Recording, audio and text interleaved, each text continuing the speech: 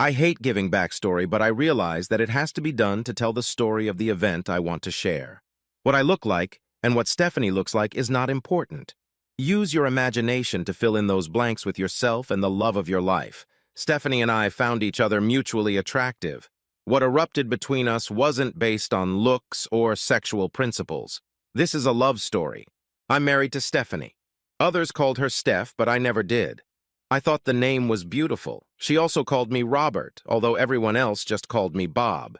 Our affectionate names for each other were our formal names. That part would become important later. My hobby is astronomy. I enjoy looking at the stars as well as the planets in our solar system. I have an assortment of telescopes. Some people have lots of guns. Some people have lots of vinyl records. I have a bunch of telescopes. I acquire new ones just like anyone who likes the latest version of their favorite things and tends to get the newest modification. If you had asked me a few months ago if something was wrong in our marriage, I would have told you, hell yes. Lately, something seemed off. Stephanie and I had been married for 3 years. We had discussed the right time to have children. We had a wonderful moment when we both decided it was time. For 2 months, it was all we talked about. And then, suddenly, she didn't want to talk about it. Our sex life, which had been crazy with excitement about having a baby, wasn't back to what it used to be. It became more like a ritual. It wasn't cold. The sex seemed mutually satisfying, but the passion wasn't there, and then 3 weeks ago, the sex just stopped. I assumed it was because of female issues that I could never understand, or because she changed her mind. Both of my theories were wrong. I returned after work at my usual time. Nothing really told me what was to follow. There was no strange car in the driveway. There was someone else's car parked outside, but I didn't realize that until later. I walked in to see my wife and a man I had never seen on our couch before. Normally, I would call it a couch, but what I saw is the reason I describe it differently. They were sitting together, holding hands. This was unusual. Stephanie usually let me know when someone stopped by to visit. I hoped it was some distant relative I'd never met. "Hello, dear. Will anyone be joining us for dinner tonight?" Stephanie said, "Robert, please have a seat. I have something to tell you." I sat down in the chair across from the couch. It was strange, but I didn't realize it wasn't the only strange thing I would have to face. No sooner had I done so than Stephanie spoke again. "Nigel and I have fallen for each other." Good. That removed all doubt. I was silent for a moment, thinking it over. While I did, she looked at the strange man. She looked at him the same way she had looked at me before. He was looking at her the same way. There was no doubt that she was telling the truth. I had only one question, so I asked it. "Who the hell is Nigel?" The man I thought was Nigel spoke. "That's me. I know this is awkward for both of you. I'm only here to ease the pain of this exposure. It's painful for her." Apparently, pain relief only meant pain relief for Stephanie. My pain hasn't lessened one bit, so it didn't really help. Stephanie spoke next. "I met Nigel at work. I didn't mean for it to happen, but it just did. I really thought I was being calm when I said, 'How did it just happen?' Nigel pulled himself together and said loudly, 'Don't raise your voice at her. She's an angel.' Stephanie looked intently into his eyes and said, 'Thank you, Pookie.' 'I'm always here for you, Pookie Hontas.' Pookie? Pookie Hontas? I was stunned. It was like a concussion. I used to play rugby, so I used that word from experience. What I felt was like a knee to the head. I was completely disoriented. My next words reflected this. I contained my emotions again and said in a calm tone, "Maybe there is a way we could work this out. I've read stories about women who can be in love with 2 people at the same time. There is this romantic story where a woman was in love with 2 men. We should read it together before making any hasty decisions." Nigel got up from the couch. "Stop yelling at her! Stop torturing this wonderful woman!" Stephanie grabbed his arm and sat him back down on the couch. "Thank you for protecting me, my knight." Then she kissed him. A light kiss on the lips that would have meant nothing before. Then she looked at me with a mixture of compassion and sadness. "I cannot love 2 men. It is not for me. I can only give my heart to one man at a time. I fell out of love with you the same way I fell in love with Nigel. Can't we talk about this? We could go to counseling."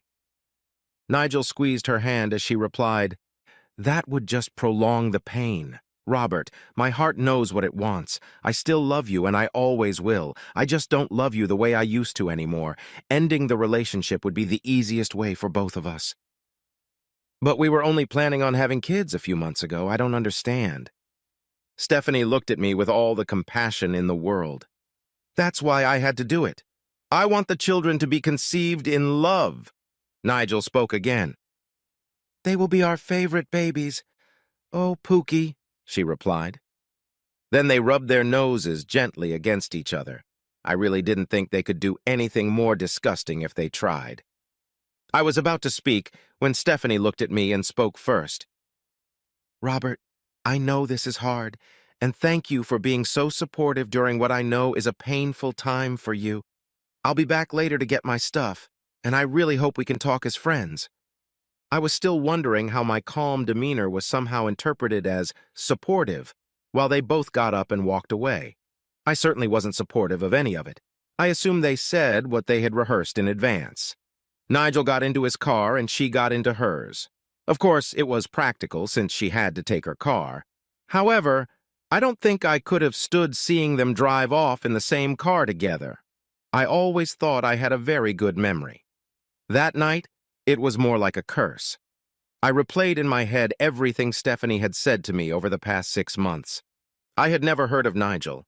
I had no idea who he was. She'd fallen in love with someone else and had an affair, and I'd never had a clue about it. How could I have missed it? Certainly there were signs, which I mentioned earlier, that something was wrong. Now I could put all these things into context. She had fallen out of love with me, which explained her refusal to have sex. She had completely disconnected me from her bed for the past 3 weeks. I came to the conclusion that this was around the time she and Nigel realized their mutual desire. She said she could only have one love at a time. It was then that she probably gave him her heart and body. I was still trying to make sense of it all when I got a call from the hospital. Stephanie had been in another car accident. Yeah, another one. Stephanie was always too impatient. A year ago, she rear-ended someone coming home from work when traffic suddenly stopped. Physically, she was fine, but emotionally, she was shaken. She lost consciousness when the airbag deployed. She wasn't even hospitalized for that. This time was more serious. She was taken to the hospital because she was unconscious when the EMTs found her. I was told she ran a red light at full speed and then swerved to avoid an oncoming car. She ended up crashing into the side of a roadside cafe. Apparently, this information came from Nigel. He, of course, did not call me and inform me of this. I got that information from the staff. I was still mulling over the information coming down on me when Nigel came up to me.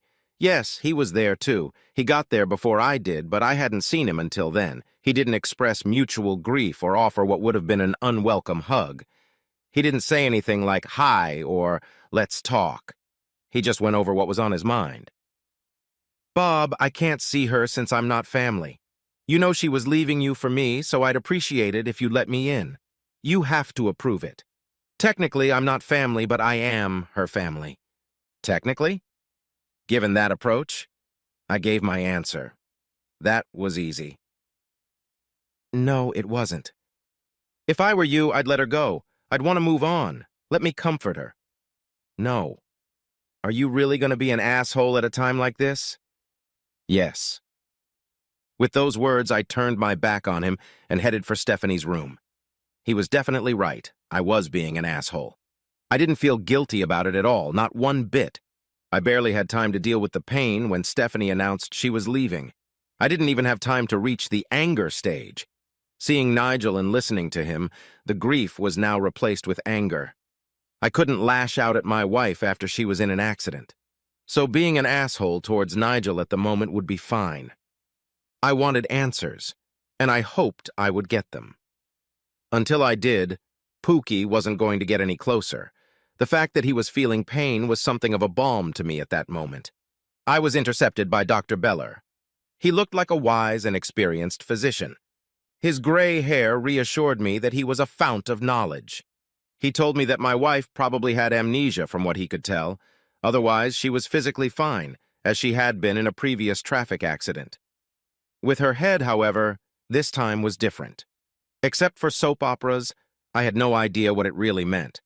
What I had learned from the TV was that I had to hit her in the head again to bring back her memories.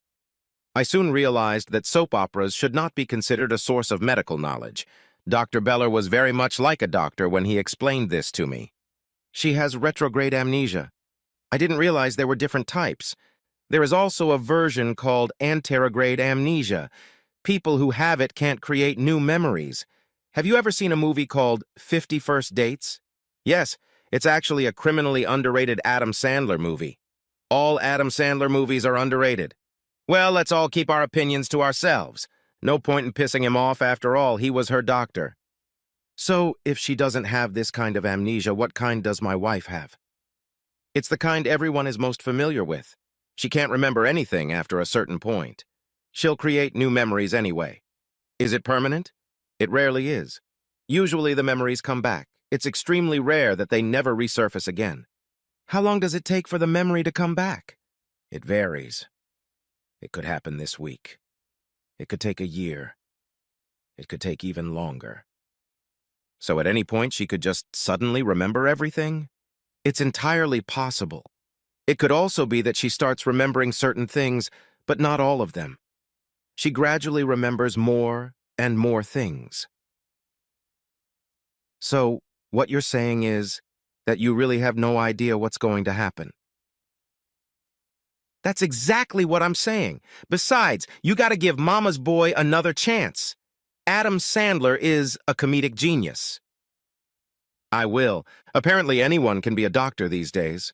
So much for believing in gray hair. They let me in to see my wife. She was awake and alert and confused. Robert, what's the matter? The doctors tell me I've just been in an accident. I grabbed her outstretched hand and she squeezed mine. I squeezed back. What's the last thing you remember? I was coming home from the office. The car in front of me stopped, but I didn't hit the brakes in time. Her memories seemed to go back to an accident that had happened a year ago. Before that, it was before Nigel, as far as I could tell. I also wondered if her memories went back to another accident. Had she had some serious injury then that the doctors hadn't discovered? Or was it a coincidence? Those thoughts should have been discussed with the doctors another time, or not. Right now, I was preoccupied with something else. Stephanie, you had another accident the day you left me. I left you?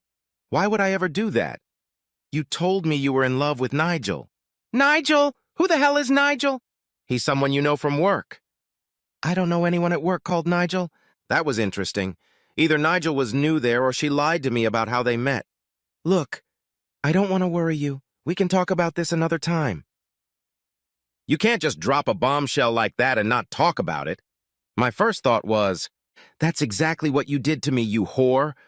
There was no point in saying it or coming out to spite her for something she didn't remember. I took the long way out, truthfully with difficulty.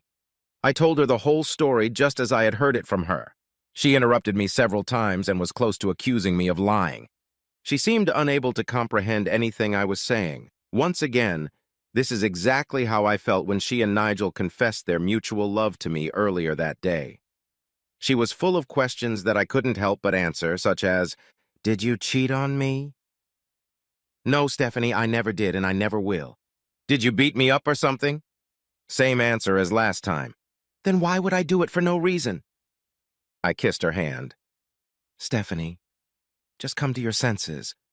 We have time to talk about this. I'm glad you're okay. Stephanie was kept in the hospital for a few days while the doctors ran tests. I was there every day after work. So was Nigel.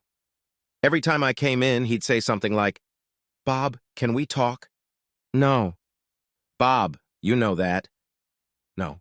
Eventually, Stephanie was allowed to go home. We were both informed of what to expect. Stephanie was fine, mentally and physically. Her memories would likely return, perhaps slowly, perhaps all at once. I'd heard that before. She had heard it before.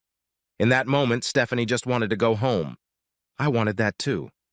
So we nodded and agreed and signed all the forms without reading them, just to get the hell out of there. While we were nodding and signing, Dr. Beller mentioned that she could go to work. but her lack of memory might make it difficult for her to perform her duties. He suggested that she might want to find another job in a similar field. I simply said, "Thank you, Dr. Beller, for everything you've done. We want to go home now." 5 minutes later, we did. That night, we slept cozily in each other's arms. I didn't want to let her go. It was like having a piece ripped out of me that was suddenly restored. I never wanted to lose it again. I slept more soundly since this whole thing started. When I woke up, we were still entwined. Although I could breathe easier now that my beloved was safe under our roof again, that didn't mean I felt completely at peace. From what Dr. Beller had said, it sounded like this situation could change at any time. I wasn't sure how big the window was in which I had to find a permanent solution, but I had a second chance now, and I wasn't going to just waste it doing nothing while the clock ticked. Of course, there were deep philosophical questions to consider. For example, if Stephanie had been able to fall out of love with me once so quickly, did I really want her back? Things like, should I look a gift horse in the teeth? I'd never really gotten into philosophy, so I ignored those thoughts and focused on the task in front of me. I needed to get Nigel off the stage before I could think of anything else. This problem was difficult enough. Stephanie wouldn't think of quitting his job. She loved her job. She was good at it. She called her boss and explained her memory situation. Her boss was sympathetic and welcomed her back. She told her that she would do well. I was kind of supportive of her return, but I still didn't know anything about Nigel. A lot of cheating starts right at work. From the little I knew, it was the same situation here. It would definitely be a problem if he was actually someone she worked with. If Nigel was a co-worker of hers, she would run into him again. If that was the case, there was a possibility that he would get into her heart again. She went back to work despite my excuses. She seemed to be honest with me about how they had met. Nigel really was a co-worker. Stephanie told me that she received a nice welcome. Everyone seemed to want to do what they could to help her. They were all informed about her memory loss. Only one person made her feel uncomfortable. Nigel. His way of welcoming her back was different. He kept wanting to talk to her alone and kept violating her physical boundaries, which was uncomfortable from a co-worker, let alone a stranger. She received many hugs, but Nigel was the only one sniffing her hair. Stephanie told me that she drew boundaries very quickly. He didn't seem to heed the warning.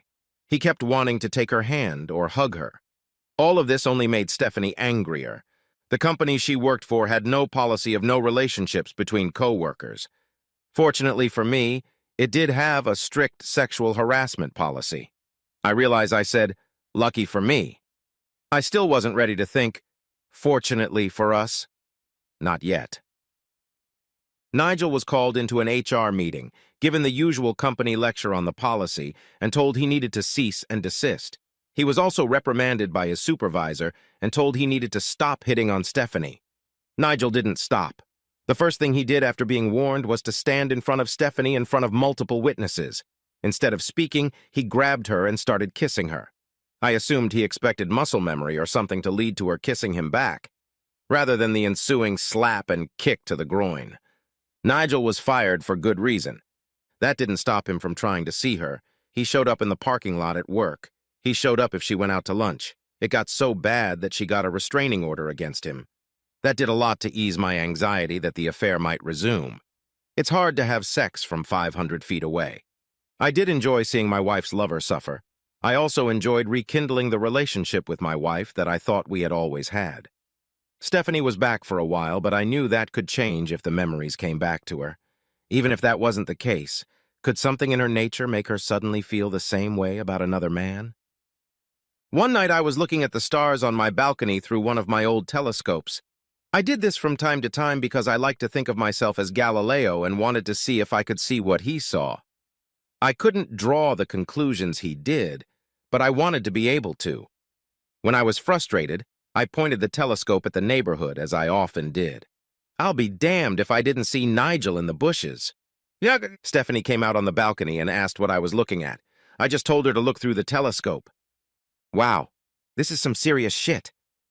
Should I call the police? Oh no, he wants to see something. Let's give him something to see. What do you mean? I want him to see me making love to you. I want him to know that you're mine. He'll see you and me naked. You told me he's already seen you naked. No, You're the only one who's ever seen me naked. I don't think he's ever seen me naked. Then it's time for him to see it. I want him to see something he can never compete with. Let's let him see something from me that he will never get or see again. Let's show him two people in a love that will never be equaled. Hey, let's talk about the pressure. This should have been hard for me. It wasn't. Her enthusiasm was infectious. Heck, it was hot. It had been years since our foreplay had been this intense. We kissed, stroked each other affectionately, then kissed again and again. At this point, I had no idea if Nigel was still looking at us or not. I hoped he was. I didn't really care anymore. We were both in the present moment, enjoying each other's touches and tastes in a way we hadn't enjoyed in years. Stephanie doesn't make any noise when we have sex. She just makes quiet noises. If she ever speaks during sex, it's usually quiet one-word statements like, yes. I talk more than she does. I can say up to 3 words. You're beautiful.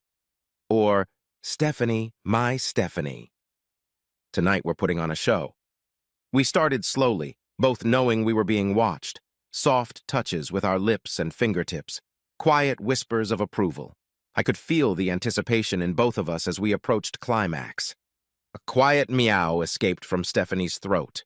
Stephanie grabbed my chin and screamed, "Give us the baby!" Nigel screamed. "No, we have to have our babies! Our babies!" Apparently, this was the straw that broke the camel's back for Nigel. He chose that moment to burst out of hiding. "Pocahontas, please stop! I love you!" At that moment, we were no longer paying attention. At that moment, I wanted nothing more than to experience the finish line. From the look on her face, she wanted the same thing. I can always tell when she's in the moment. She never looks at me. Her eyes look anywhere but at me. Nigel, realizing that his words were barely audible, decided to make a non-verbal statement with an action. This statement was made by breaking our glass door. He really could have just opened the door. It was unlocked. I assumed he wanted to, without wasting time, find out. I like to think we were both done when we heard the glass shatter. I didn't even bother to get dressed and rushed downstairs. Despite what we see in the movies, it seems throwing your body full force into a window pane doesn't leave you unnoticed. Judging by the screams, it seems to hurt as well. Nigel was a hell of a mess. He was halfway in and halfway out, stuck in the frame and struggling to free himself from the glass. I grabbed his arm and dragged him inside. He screamed again. His clothes were torn and his exposed flesh showed lacerations everywhere. Instead of thanking me, he shouted, "Get your hands off me!" I didn't even touch him after pulling him down as he lay prostrate on the floor. He really seemed indifferent to the fact that he was bleeding and stained. The area was tiled, but it would still have to be cleaned up. I called 911. At the time, I thought it was a medical emergency. Nigel looked like he had lost the battle to the chainsaw. However, after talking to the 911 operator, I realized I was also reporting a crime. I lived in a town where reporting a crime could result in the person reporting the crime being arrested or shot. Let's just call that city Baltimore.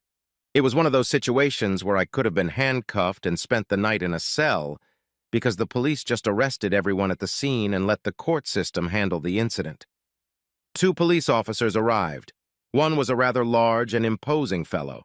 The other was a smaller woman, and I got the feeling that you didn't want to mess with her.